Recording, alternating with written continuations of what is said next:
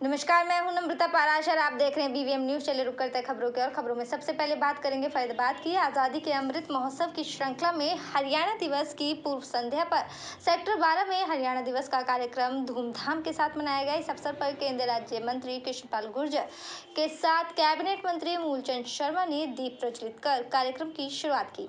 कार्यक्रम में रंगारंग हरियाणवी सांस्कृतिक कार्यक्रम पेश किए गए। केंद्रीय मंत्री कृष्णपाल गुर्जर और कैबिनेट मंत्री मूलचंद शर्मा ने अपने संबोधन में बताया कि हरियाणा का 55वां साल का सफर विकास से भरा हुआ है। समृद्ध हरियाणा के निर्माण में जिन जिन महापुरुषों का योगदान रहा, उन्हें आज याद करने का दिन है। जब हरियाणा 55 साल पहले बना तो एक पिछड़ा राज्य था, लेकिन आज हरियाणा एक अखंड प्रदेश बन चुका है। इस मौके पर केंद्रीय मंत्री कृष्णपाल गुर्जर ने सभी को राष्ट्र की एकता और अखंडता सुरक्षा को बनाए रखने के लिए शपथ भी दिलाई। केंद्रीय मंत्री ने ये भी कहा कि इन 55 सालों में जिनकी भी सरकार रही, उनका भी अखंड हरियाणा बनाने में पूरा सहयोग है। आज हरियाणा कृषि के क्षेत्र में, शिक्षा के क्षेत्र में, उद्योग के क्षेत्र में और व्यापार के क्षेत्र में सबसे आगे बढ़ता हुआ दिखाई दे रहा है। हरियाणा और शक्तिशाली बने, इसके लिए हम सबको मिलजुल कर काम करना पड़ेगा। वहीं इस मौके पर केंद्रीय मंत्री कृष्णपाल गुर्जर ने सभी को राष्ट्र की एकता और अखंडता सुरक्षा को बनाए रखने के लिए शपथ भी दिलाई। और इस कार्यक्रम में तिगांव के विधायक राजेश नागर, बड़कल से विधायक सीमा त्रिकाल, जिला उपायुक्त जितेंद्र यादव और नगर निगम कमिश्नर यशपाल यादव मौजूद रहे।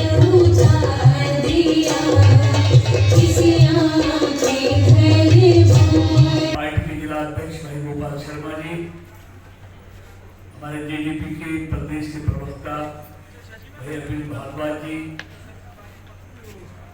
जिला के उपायुक्त श्री जितेंद्र यादव जी, श्री गंगाशंकर जी मिश्र, सभी अधिकारीगण और इस कार्यक्रम में आए हुए सभी भाइयों बहनों, पत्रकार और छायाकर्मी, सबसे पहले मैं आप सबको कल आने वाले हरियाणा दिवस की और आज भारत रत्न लौह पुरुष सरदार वल्लभ भाई पटेल जी की जयंती पूरा देश मना रहा है, इसकी भी आप सबको बहुत बहुत बधाई, बहुत बहुत शुभकामनाएं। कल हरियाणा को बने 55 साल हो जाएंगे। इन 55 सालों में हरियाणा का जो एक लंबा सफर है, मेरे छोटे भाई प्रणव जी, एनआईटी से विधायक नीरज शर्मा जी, भारतीय जनता पार्टी के जिलाध्यक्ष गोपाल शर्मा जी, जेजेपी के अध्यक्ष अरविंद शर्मा जी, आदरणीय गुरु सिंह जी हमारे बीच में है, हमारे डी साहब, कमिश्नर साहब और सभी अधिकारीगण, सभी स्कूलों के बच्चे, साथीगण, मित्रगण, पत्रकार छायाकर्मी, आजादी के 75वें साल पर जो आजादी का जो उत्सव आज हम मना रहे हैं और साथ साथ सरकार को पूरे और 75 साल के जो आजादी जो हमें मिली, जो मन पे बच्चों ने दिखाया, कितनी बहनों के सिंदूर, कितने राजाओं के रजवाड़े। चलिए रुक करेंगे अगली खबर की। और हरियाणा में हर साल की तरह ग्रीनफील्ड दिवाली परिवार मेले का आयोजन बड़े ही धूमधाम के साथ किया गया है। आपको बता दें कि सोसाइटी द्वारा आयोजित कार्यक्रम में पहुंचे केंद्रीय मंत्री कृष्णपाल गुर्जर और विधायिका सीमा त्रिकाल ने दीप प्रज्वलित कर कार्यक्रम की शोभा बढ़ाई। कार्यक्रम में सभी लोगों ने संगीत और पंजाबी डांस का भरपूर आनंद लिया।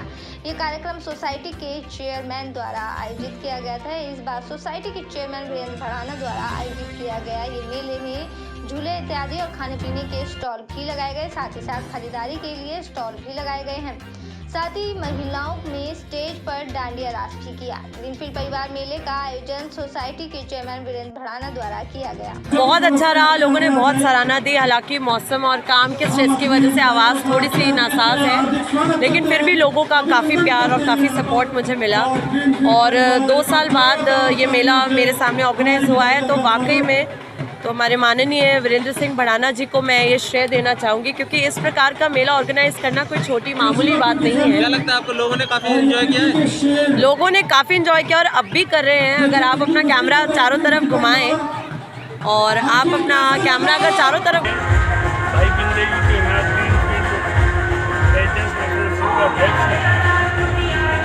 हमने यहाँ दिवाली मेले का आयोजन किया है और ये इसके द्वारा 11वां दिवाली मेला है जो लगातार 11 साल सर महामारी के बढ़ते हुए यहाँ सब लोगों से मिलने के लिए आए हैं, सबको दीपावली की शुभकामनाएं दी हैं। सर महामारी के बढ़ते हुए प्रकोप का क्या कहेंगे आप? देखिए मैं कहूँगा देश के प्रधानमंत्री की मार्गदर्शन में, उनके आशीर्वाद से और वैज्ञानिकों के सहयोग से बहुत कोविड पर काबू पाया गया है, लेकिन अभी वो गया नहीं है। इसलिए मैं उसके माध्यम से सभी लोगों से ये आग्रह करना चाहूँगा। चलिए रुक करते हैं अगली खबर की और आपको बता दें कि फरीदाबाद में मेट्रो चौक पर एक महिला ने हाई वोल्टेज ड्रामा शुरू कर दिया, जिसके चलते देखते ही देखते वहां लोगों की भारी भीड़ जमा हो गई। दरअसल ये महिला जिस गाड़ी के आगे खड़ी होकर हाई वोल्टेज ड्रामा कर रही थी, वो गाड़ी एक एनजीओ की थी, जिसमें ड्रामा कर रही महिला की बेटी बैठी थी। महिला अपनी बेटी को अपने साथ ले जाना चाहती थी, लेकिन महिला की बेटी अपनी माँ के साथ नहीं जाना चाहती थी और उसने मीडिया के सामने अपनी माँ के साथ न केवल जाने से इनकार किया, बल्कि अपनी ही मां पर काफी संगीन आरोप भी लगाए। आइए आपको बताते हैं कि आखिरकार ये पूरा मामला क्या है। महिला ने जब फरीदाबाद के मेट्रो चौक पर हाई वोल्टेज ड्रामा शुरू किया, तो देखते ही देखते न केवल आने जाने वाले लोग बल्कि काफी भीड़ इकट्ठा हो गई वहां पर लोगों के, और मीडिया भी हाई वोल्टेज ड्रामे की सूचना पाकर मौके पर पहुंच गई। मीडिया के कैमरे ने पहुंचते ही सबसे पहले महिला द्वारा किए जा रहे हाई वोल्टेज ड्रामे को अपने कैमरे में कवर करना शुरू कर दिया। तस्वीरों में आप साफ देख सकते हैं और सुन सकते हैं कि महिला निजी एनजीओ की गाड़ी पर जोर जोर से घूंसे मार रही थी, जिसमें उसकी कई चूड़ियां भी टूट गई और चिल्ला चिल्ला कर गाड़ी चालक से कह रही थी कि अगर यहाँ से गाड़ी लेकर जाएगा तो उसके ऊपर से गाड़ी लेकर जानी होगी। महिला का आरोप था कि एनजीओ के लोग उसकी बेटी को जबरन अपने साथ ले जा रहे हैं। ड्रामा काफी देर तक चलता रहा, जिसके बाद मीडिया को पता चला कि जो महिला ड्रामा कर रही है उसकी बेटी उस गाड़ी में बैठी हुई है, जो आज ही बालिग हुई है, यानी कि 18 साल की हुई है। गाड़ी में बैठी महिला की बेटी से जब मीडिया ने बात की तो मेरी मम्मी अब बहुत जबरदस्ती करती, पापा से गंदे काम करवा रही है 2 साल से। किससे करा रही है? दूसरा मेरे पापा है ना, पहले वाले पापा को मेरा छोड़ के आ गई है। अच्छा। तो ये दूसरे वाले पापा के साथ मेरे साथ 2 साल से रेप केस करवा, इसकी वजह से एक मेरे पेट में बच्चा भी था। जो दूसरा पति था इसका?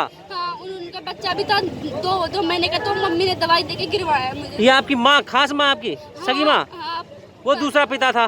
हाँ, पहले वाले पापा को छोड़ के चली आई है, अब मेरे साथ नहीं जाना, अब मेरे साथ जबरदस्ती कर रही है ये। आप CWC में थे आप? हाँ, अभी सीट ले जाना चाहती हूँ अपने पास, उनकी कोई मतलब नहीं बनती है, लेकिन 2 नंबर वाला सर रख के सर मेरी कहती है कि उनकी कोई मतलब नहीं बनती है। वो ले जाएंगे लड़की से धंधा करवाएंगे, खुद 2 नंबर वाला जो सर लड़की को मेरे भेजे थे वो खुद सर बोल रहे हैं। अच्छा, एक मिनट, ये लड़की आपकी एनजीओ के पास क्यों है? यही तो मैं मना करें, लड़की उन लोगों के पास न जाए, कहीं और चली जाए, एक मतलब। मैं फरीदाबाद में रहती थी। तो ये बच्ची कितने साल की है? 18 साल की। आज ये बच्ची 18 साल की हुई है। इसकी मम्मी इसको जबरदस्ती आज 18 की हुई है और आज ही मम्मी आ गई है। इसकी मम्मी तो आ रही थी, लेकिन ना इस बच्ची क्योंकि 18 से छोटी थी, तो CWC ने बच्ची को माँ को दिया नहीं, हमारे ही पास। आपकी एनजीओ के पास कब से है ये लड़की? 2 साल। 2 साल से? किस लिए है, किस कारण से आई? पिताजी ने इसके साथ गलत काम किया था और इसकी मम्मी ने इसके पिताजी को छुड़वाने के लिए बच्ची पे दबाव बना रखा। चलिए रुक करेंगे अगली खबर की और। नागरिक अस्पताल पलवल में मरीजों से लाखों रुपए की वसूली ऑपरेशन करने के नाम पर की जा रही है। इस वसूली में अस्पताल के चतुर्थ श्रेणी के कर्मचारी से लेकर ऑपरेशन करने वाले डॉक्टर तक शामिल है। आलम यह है कि आयुष्मान कार्ड धारक हो या फिर BPL परिवार से भी पैसा वसूला जा रहा है। निजी अस्पतालों की लूट से बचने के लिए गरीब लोग सरकारी अस्पतालों का सहारा लेते हैं ताकि उनको सरकारी सुविधा मिले और वो पैसे की लूट से बच सके। लेकिन सरकारी अस्पताल में आने के बाद भी उनके साथ ये लूट लगातार जारी है।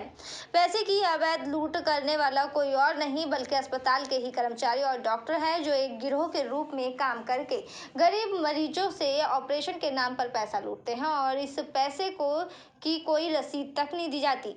अस्पताल में दाखिल मरीजों और उसके परिवार वालों ने अस्पताल के 2 हड्डी रोग विशेषज्ञ, जिनमें डॉक्टर संदीप सोनी और डॉक्टर सचिन शामिल हैं, उन पर पैसे लेकर ऑपरेशन करने का आरोप लगाया है। 55 वर्षीय महिला सरोज का हाथ का ऑपरेशन किया गया और इसके एवज में उनसे 5,000 रुपए मांगे गए। सरोज आयुष्मान कार्ड धारक है और इस कार्ड के अनुसार उसका पूरा खर्च सरकार को उठाना है। और महिला सरोज, जो कि दाखिल उसके परिजन भगवत स्वरूप ने बताया कि जब वो अपने मरीज को ऑपरेशन के बाद बाहर ला रहे थे तो चतुर्थ श्रेणी के कर्मचारी ने उनके पास आकर ऑपरेशन थिएटर में आने के लिए कहा और उसके बाद उनसे 5,000 रुपए की मांग की। और जब उन्होंने पैसे देने से मना किया तो उनके साथ डॉक्टर के द्वारा अभद्र व्यवहार किया गया। पैसे लेने का दूसरा आरोप होटल के रहने वाले तेजपाल ने लगाया, जिनके पैर और हाथ में फ्रैक्चर हो चुका है और उनका ऑपरेशन करने के नाम पर 20,000 रुपए मांगे गए। पैसे लेने वाले तीसरे BPL परिवार से संबंध रखते हैं और फरीदाबाद के नंगला गांव की रहने वाली विमला शामिल है, जिन्होंने बताया कि पैसे देने वाले मरीजों में अब अगली मरीज है चमन देवी, जिनके दोनों पैरों में फ्रैक्चर हो गया और उनका ऑपरेशन करने के लिए डॉक्टर सचिन के द्वारा 15,000 रुपए की मांग की गई, जिसमें से 11,000 रुपए देने के बाद उनका ऑपरेशन किया गया और बाकी पैसे के लिए उन पर लगातार दबाव बनाया जा रहा है। इस पर डॉक्टर संदीप सोनी और डॉक्टर सचिन, ये दोनों ही सिविल अस्पताल में बतौर हड्डी रोग विशेषज्ञ तैनात हैं और दोनों पर ही ऑपरेशन की एवज में पैसे लेने के आरोप लग रहे हैं। संदीप को सिविल अस्पताल में हड्डी रोग विशेषज्ञ के साथ RMO भी बनाया गया है। जब संदीप से इस मामले में बात की गई तो उन्होंने कहा कि इस मामले की जांच कराई जाएगी और मरीजों से अवैध वसूली के गिरोह में चतुर्थ श्रेणी के कर्मचारी से लेकर ऑपरेशन करने वाले डॉक्टर तक शामिल हैं और उनसे पैसे की मांग हमेशा होती रहती है। संदीप कोहनी है जी, उनने 5,000 रुपया की डिमांड करी है। उनका जो हेल्पर है वो हमारे पास में भेजे हुआ है और भाई 5,000 रुपया दो, हमने उससे मना कर दिए। फिर हम नीचे बुलाए इमरजेंसी में उनने और फिर हमसे अब शब्द बोले। तो ये 5,000 रुपये किस लिए मांगे जा रहे हैं? ये कह रहे हैं ऑपरेशन किया है मैंने। किस चीज़ का ऑपरेशन हुआ? कौन था? कोहनी का ऑपरेशन करे हो जी। आपके क्या लगते हैं? मेरे रिलेटिव है जी, मैं इनके मदद के लिए आया हूँ। फिर इनने पुलिस बुलाई है शाम के और दोबारा। मैंने कहा भाई पुलिस तुम कैसे आए हो? पहले 1.5 महीना पहले हमारा राजीनामा हो चुके हो, हम राजीनामा दे चुके हैं। फिर पुलिस ने कही जी ना तुम्हें फिर देना पड़ेगा। ऑपरेशन के बाद में शाम को पुलिस बुलाई है, जब हम धमका दिए हैं उसके बाद उनको। मरीजों का जो इलाज है वो सुचारू रूप से चल रहा है।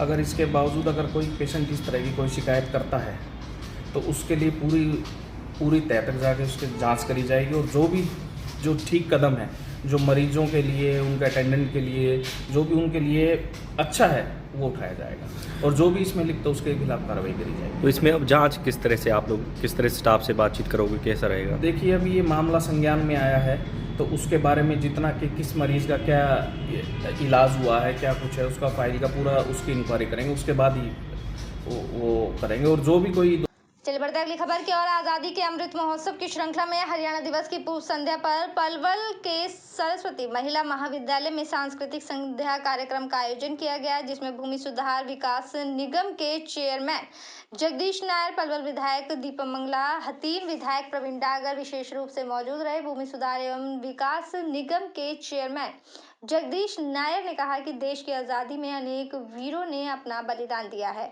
उनकी बदौलत ही हम सभी लोग खुली हवा में सांस ले रहे हैं। देश पर अपनी जान को न्यौछावर करने वाले शहीदों को कभी नहीं भूलना चाहिए।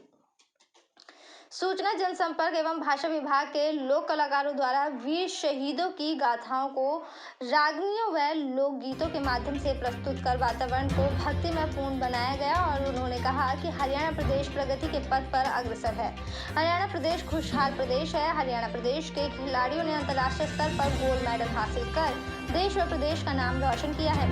प्रदेश के नौजवानों ने सेना में भर्ती होकर देश की सरहदों की रक्षा करने का भी कार्य किया है। हरियाणा प्रदेश के आगे ले जाने में युवाओं की अहम भूमिका है। उन्होंने कहा कि आज़ादी के अमृत महोत्सव पर हम सभी को शपथ लेनी चाहिए कि हरियाणा प्रदेश को आगे ले जाने के लिए सभी एकजुट होकर कार्य करें। चेयरमैन जगदीश नायर ने कहा कि सांस्कृतिक कार्यक्रमों के माध्यम से युवाओं को अपने देशभक्तों के बारे में बताया जा सकता है। युवाओं को एक नई दिशा प्रदान की जा सकती है जिसके पथ पर चलकर भारत देश को विकास पर ले जाए। हमारे उन दीवारों का सपना था जिन्होंने अपने देश के ऊपर अपनी जान न्यौछावर करके आज हमें खुले आसमान में, आज हमें खुला वातावरण देकर आज हम आजादी का एहसास कर रहे हैं। किस तरीके से हमारे कलाकारों ने रागनी गा के हमें वो यादें दिलाई, उन सूरमाओं के बारे में कलाकार साथियों ने हमें वो कथाएं बताई। हमारी बहनों ने किस तरीके से हरियाणा प्रगति के पथ पर चल रहा है, वो डांस के माध्यम से, हरियाणवी नृत्य के माध्यम से हमें दिखाया कि आज निश्चित हमारा देश और प्रदेश खुशहाली के पथ पर है। हम आजादी की सांस ले रहे हैं। नौजवान साथियों और सभा में बैठे हुए सज्जनों, आजादी के इस अमृत महोत्सव पर हम सबको शपथ लेनी चाहिए। हमारे उन दीवारों में जो कुर्बानी देकर हमें आज ये वातावरण दिया, एक अच्छा भारत दिया, एक नया भारत दिया, एक नया हरियाणा दिया, जिस हरियाणा का बच्चा धूमधाम से दुनिया के अंदर गोल्ड मेडल लेकर एक देश का नाम रोशन करता है। हमारी बहनें देश का नाम रोशन करने के लिए दुनिया में धूम मचाती हैं।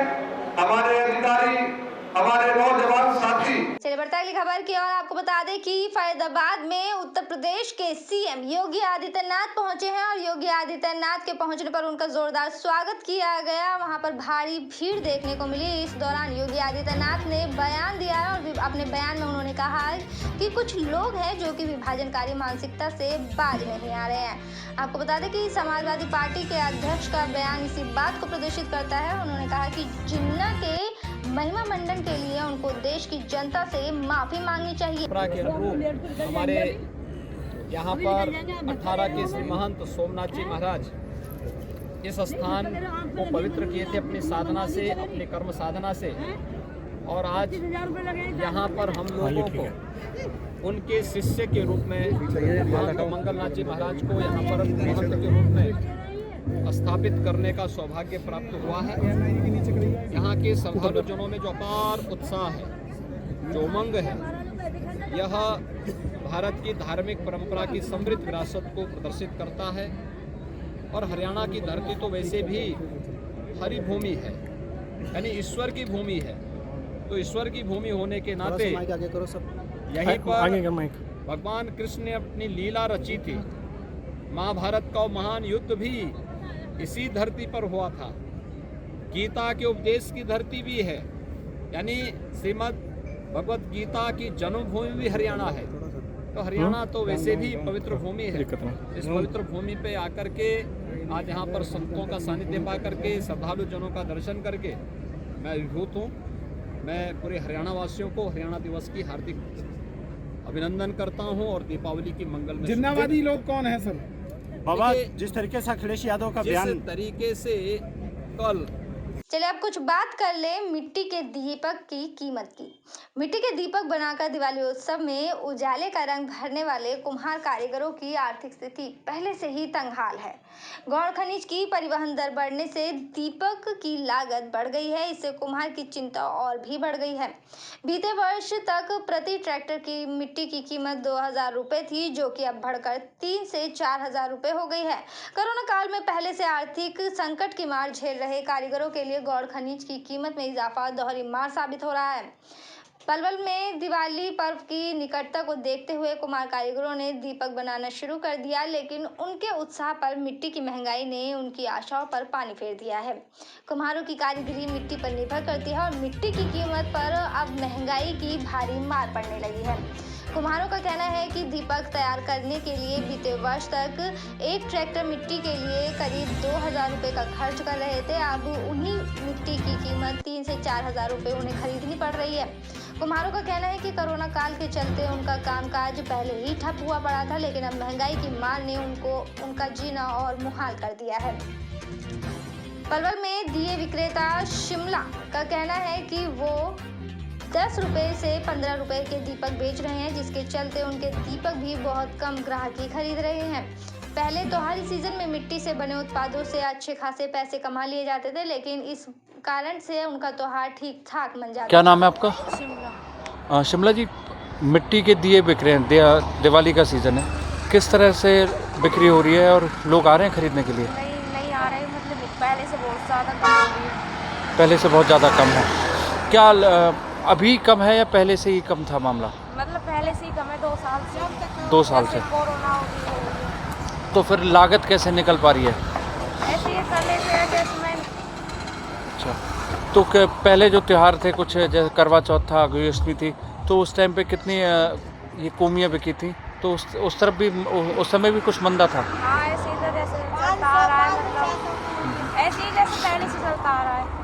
तो कितने रुपए के कितने दिए बेच रहे हो वैसे अभी? वैसे 10 के 15 बेच रहे हैं। 10 के 15। और जब रूटीन में सीजन चलता था उस टाइम पे कितने बिकते थे? 10 के 12। 10 के 12। तो यानी कि महंगाई की कहीं ना कहीं मार है।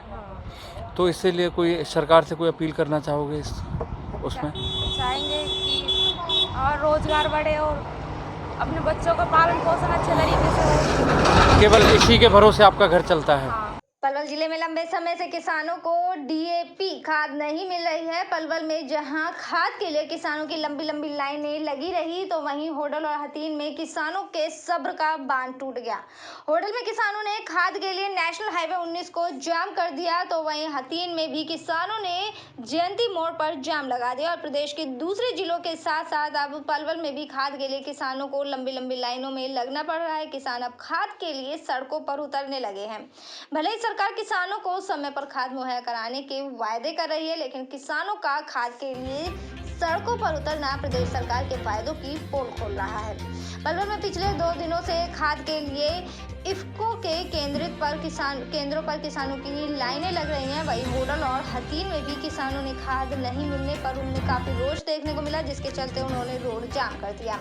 होडल में नेशनल हाईवे 19 पर कई घंटों तक जाम लगा रहा। पुलिस की तमाम कोशिशों के बावजूद भी किसानों ने जाम नहीं खोला। किसानों का कहना है कि खाद नहीं मिलने से उनकी गेहूं की बुआई नहीं हो पा रही और जिसके कारण उन्हें काफी नुकसान हो रहा है। कई दिन से झूठ बोला जा रहा है कि आज खाद आ जाएगी, लेकिन सिवाय परेशानी के किसानों को कुछ नहीं मिलता। उन्होंने कहा कि जिला प्रशासन को जल्द से जल्द किसानों को खाद मुहैया करानी चाहिए। वहीं इस बारे में डीएसपी सत्येंद्र ने कहा कि इस बारे में उच्च अधिकारियों से बात की जा रही है।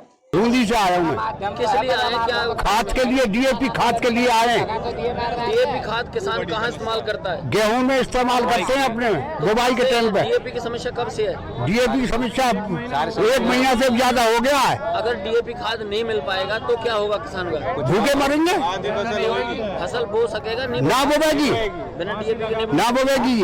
बीजेपी आवेगी। कब से खड़े हैं? मैं सुबह 5 बजे खड़े होंगी। तो सरकार की व्यवस्था खराब है, प्रशासन की क्यों खाद नहीं मिल पा रहा? सरकार की व्यवस्था खराब। जाम लगाया है, तो आपने क्या आश्वासन दिया? जो किसानों ने आज जो खाद की समस्या को लेकर जो जाम लगाया है, उसमें उनकी अधिकारियों से हमारी बात हुई है और जो खाद है वो अभी दिल्ली पहुंचा है, ठीक है ना, और दिल्ली से वो पलवल आएगा और पलवल के बाद यहाँ पे लगभग शाम के समय यहाँ पे पहुँच जाएगा। किसान इस बात से आश्वस्त हो गए हैं और शाम के आसपास जो खाद आएगा वो भी किया जाएगा।